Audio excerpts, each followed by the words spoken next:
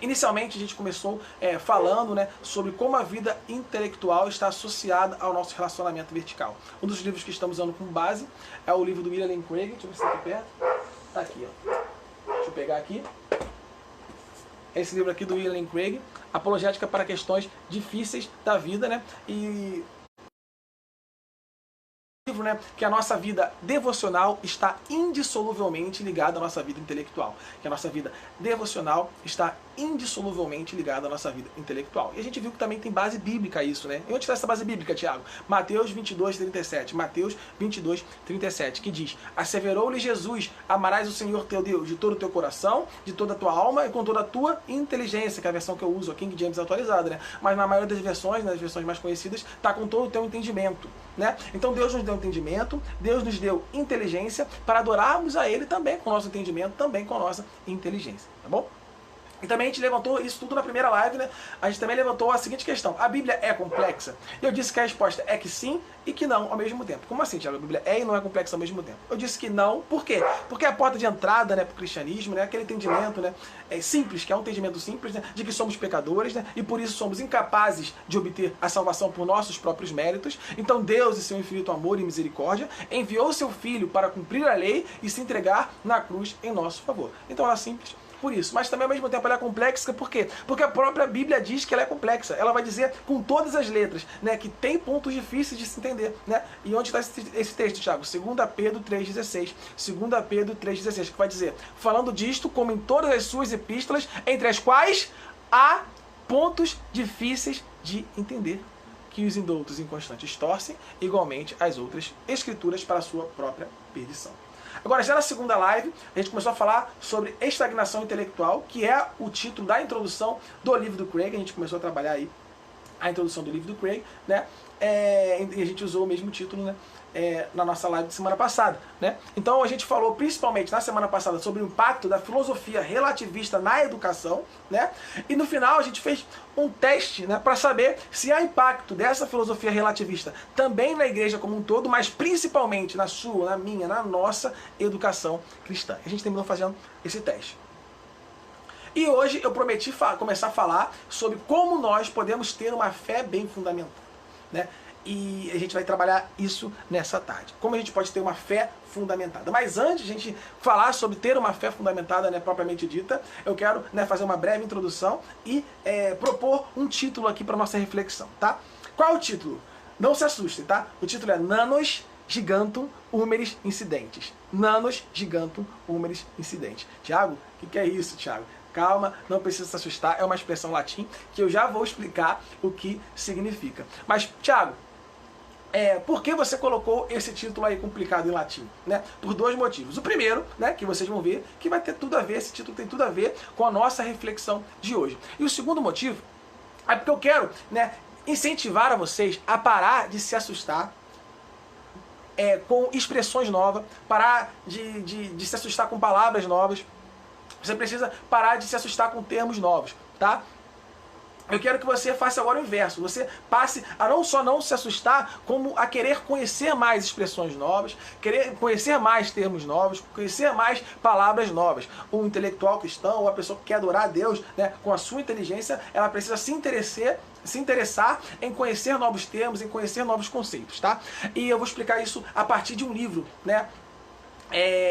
De um autor chamado George Orwell, né? O nome do livro é 1984. Não sei quantos conhecem, 1984, que é uma distopia. Tiago, o que é distopia? Distopia, para quem não sabe, é o inverso da utopia. E o que é utopia, Tiago? Utopia é como se fosse a imaginação do futuro ideal, tá? Bem resumidamente. Então, nessa obra, né, 1984, de George Orwell, né, o autor, ele cria um idioma fictício, né, que é orquestrado pelo governo lá, hiperautoritário lá do livro, né, e esse idioma, ele é chamado de, o nome dele é Nove Língua, né? E um dos objetivos desse idioma é remover palavras, tirar palavras, né? E por que ele faz isso? Por que ele remove palavras, né? Porque com menos palavras, conhecendo menos palavras, você passa a enxergar menos possibilidades. Porque você, conhecendo menos palavras, você consegue ter menos ideias organizadas. Conhecendo menos palavras, você passa a enxergar a vida cada vez mais de forma mais limitada, né? Conhecendo menos palavras, você é mais facilmente manipulado. Conhecendo menos palavras, você tem menos capacidade de descrever a realidade, portanto de enxergar a realidade. Olha o que o livro vai dizer. Estamos destruindo palavras, dezenas de palavras, centenas de palavras todos os dias. Estamos reduzindo a língua ao osso. Não vês que todo o objetivo da nova língua é estreitar a gama do pensamento? Menos e menos palavras a cada ano que passa, e a consciência com um alcance cada vez menor. Olha só que interessante. Então, quanto menos palavras você conhece, menor é o alcance da sua consciência. Agora, a recíproca é verdadeira. Quanto mais palavras você conhece, né, maior é o alcance da sua consciência. Né? Então, quanto mais palavras você conhece, maior mais possibilidade você enxerga. Né? Quanto mais palavras você conhece, mais você consegue ter ideias organizadas. Quanto mais palavras você conhece, mais você amplia seus horizontes. Quanto mais palavras você conhece, maior é a sua capacidade de descrever a realidade, portanto de enxergar a realidade. Você já reparou que a ferramenta que você usa para pensar de forma sofisticada é a linguagem? Né? Eu digo pensar de forma sofisticada por quê? Porque quando você olha para um bebê, né, um recém-nascido, né, um bebê que ainda não consegue verbalizar, ou um animal qualquer, um cachorro, um gato, você consegue ali perceber que é assim neles ali um nível de construção de ideias, você consegue perceber que é assim neles um nível de pensamento, né? Só que são simples, né? São ideias simples, são pensamentos simples. Então quando eu falo de pensamento sofisticado, eu estou falando do indivíduo desenvolvido cognitivamente, né? E como se dá esse pensamento sofisticado? Você já parou para pensar nisso? Não são palavras na sua cabeça. Quando você pensa de forma sofisticada, não são palavras que vêm na sua cabeça. Imagina como seria pensar de forma sofisticada, né? Imagina como seria difícil construir ideias sem conhecer nenhuma palavra. Já tentou imaginar isso? Já tentou pensar nisso? Ia ser muito complicado. Por quê? Porque conhecer palavras, conhecer termos, conhecer expressões está intrinsecamente ligado ao nosso desenvolvimento intelectual. Então, hoje vamos falar sobre o quê? Sobre como ter uma fé bem fundamentada. E a primeira dica que eu vou dar, então, é enriqueça o seu vocabulário. Tanto geral quanto teológico no nosso caso, né? Mas vamos aprofundar isso daqui a pouco, né? Porque enriquecer o vocabulário ele vai estar dentro do quarto elemento da fé bem fundamentada. Então, a fé bem fundamentada, ela vai possuir 4 elementos, tá bom? Para você ter uma fé robusta, né? Você precisa de 4 elementos. Quais são esses 4 elementos? Relacionamento vertical, relacionamento horizontal, conhecimento a respeito da revelação geral e conhecimento a respeito da revelação especial. Então agora vamos destrinchar um pouco cada um desses 4 elementos. Eu vou me ater um pouco mais no quarto elemento, que vai ser o relacionamento horizontal. Eu vou deixar ele por último e vou me ater nele um pouco mais, tá bom? Então, primeiro elemento, relacionamento vertical. O que é relacionamento vertical, Thiago? Inclusive é uma expressão que eu utilizo bastante, né? Relacionamento vertical é o nosso relacionamento com Deus, né? Então, para ter uma fé robusta, você precisa ter um sólido relacionamento com Deus. E a gente pode colocar aí como elemento prático aí a oração. Oração. Uma fé robusta precisa ser uma pessoa que quer ter uma vida devocional robusta, ter uma fé robusta, precisa ter uma vida de oração robusta, tá? E um texto aí para embasar o que eu estou falando, 1 Tessalonicenses 5,17. 1 Tessalonicenses 5,17, vai dizer, orai sem cessar. Ou seja, devemos o tempo todo estar com a mente conectada a Deus, né? Precisamos estar o tempo todo, né, ter os nossos pensamentos nas coisas eternas, tá? Segundo elemento, né, que precisamos ter para ter uma fé robusta, conhecimento acerca da revelação geral. O que é isso? Revelação geral é o nosso conhecimento a respeito da criação, é o nosso conhecimento a respeito da natureza.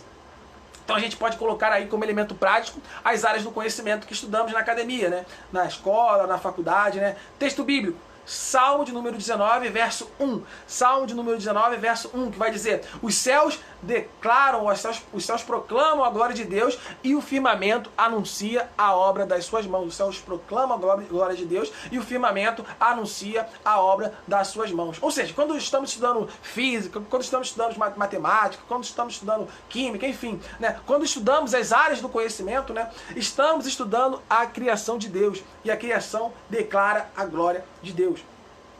Eu gostava muito de um programa do History Channel chamado Trato Feito, né? Minha mãe até não gostava muito, que eu ficava vendo direto. Trato Feito, era um programa bem interessante, não sei quantos de vocês conhecem, né? E esse programa, ele se passava na casa de penhores, né? E nesse programa, vira e mexe, né, aparecia alguém querendo negociar uma obra de arte. Então, normalmente, né, se chamava um especialista, né, para verificar se aquela obra de arte, né, era verdadeira ou era falsa.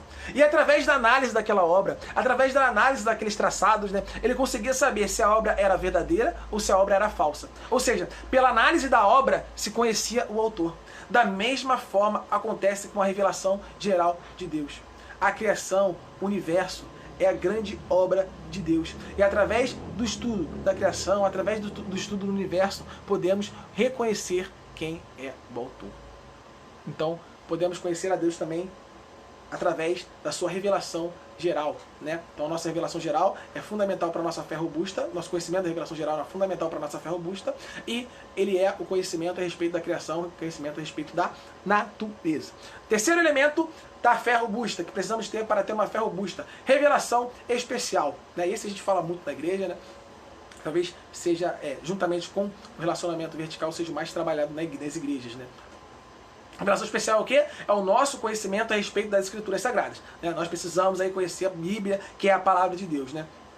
Vamos estudar de forma séria as Escrituras Sagradas. Esse texto bíblico para isso, 2 Timóteo 3,16. 2 Timóteo 3,16, toda a Escritura é divinamente inspirada, toda a Escritura é divinamente inspirada e proveitosa para ensinar, para redarguir, para corrigir, para instruir em justiça. Então precisamos aí buscar conhecimento aí de forma séria das Escrituras Sagradas, estudar de forma séria as Escrituras Sagradas.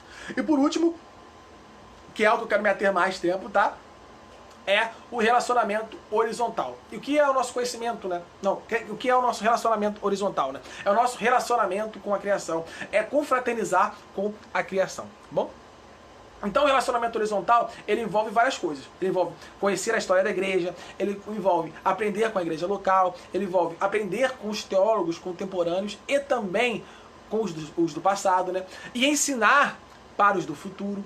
Ele envolve, né, fazer isso tudo, né, também através de livros, usar vídeos, usar palestras, usar cursos, etc. Né? Tudo isso para poder nos relacionarmos aí também com os do passado, né, e com os do futuro e com os do presente, e propagar, né, o conhecimento para os do futuro. Se relacionar com os do futuro, né?